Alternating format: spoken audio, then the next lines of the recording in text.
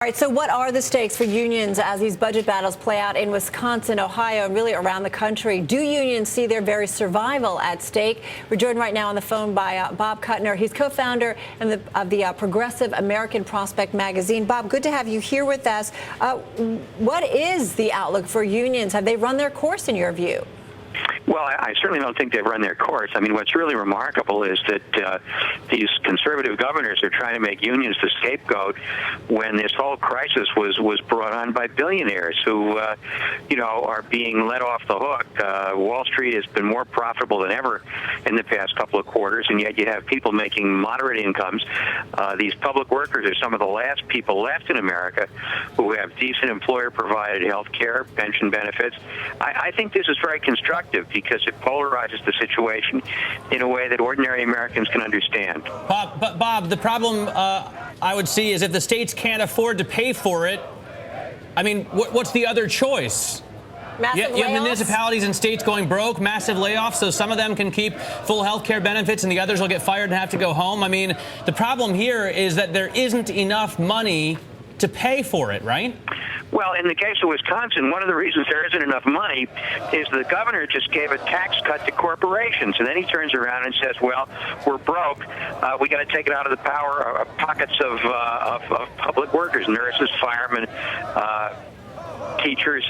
So, you couldn't have a more stark demonstration of the real class warfare in this country. I mean, Paul Krugman writes in the Times over the weekend, and he says, you don't have to love unions, you don't have to believe that their policy positions are always right, to recognize that they're among the few influential players in our political system representing the interests of middle and working class Americans as opposed to the wealthy. I mean, that's the bottom line here, Bob.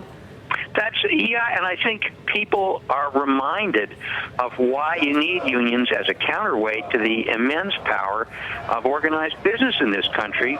And, there are some states where pension benefits and health benefits have been too generous. And what's interesting here is that the unions are willing to take those concessions, but these Republican governors want to rub salt in the wounds. They want to destroy the labor movement, and that's why you're seeing 60,000 people demonstrating. Well, I mean, exactly, Bob. How much of this is about the health benefit cut that they'll take, or really, the option to opt out of joining union, right? Don't the conservative governors want to take that or give that option to workers, and that would take money out of the coffers of unions because they wouldn't be able to collect enough if they had fewer members, and then they wouldn't be able to support Democratic candidates in races. They wouldn't be able to support propositions to raise taxes or do the other things that they want to do.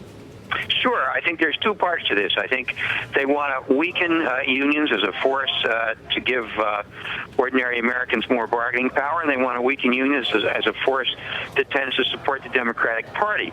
And, you've got already a kind of imbalance where the amount of money and the amount of power that business has in this economy dwarfs the power that unions have. So by passing these so-called right-to-work measures, you would completely destroy collective bargaining. What do you say, though, Bob, to the idea that the November midterm elections really brought across the idea that Americans want to see less spending and lower taxes, and that unions are often behind propositions to raise taxes and they want to raise spending? I mean, are these two sort of at a juxtaposition here? I think the 2010 election was an expression of disappointment in the fact that the recession is still dragging on. What's really interesting, E.J. Dionne pointed this out in an article in the American Prospect, that 25% of people who didn't like the Republicans voted for the Republican candidate anyway because they were dissatisfied with the slow pace of recovery. So I don't think this was a simple referendum on unions.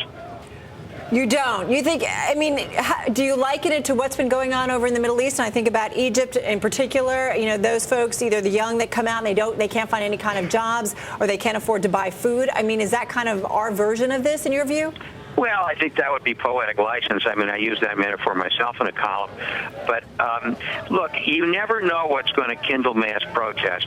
And here you've had, people tightening their belts And you have a Republican governor saying, well, it's not enough that you tighten your belt, that you give back benefits. We want to destroy the institution of collective bargaining.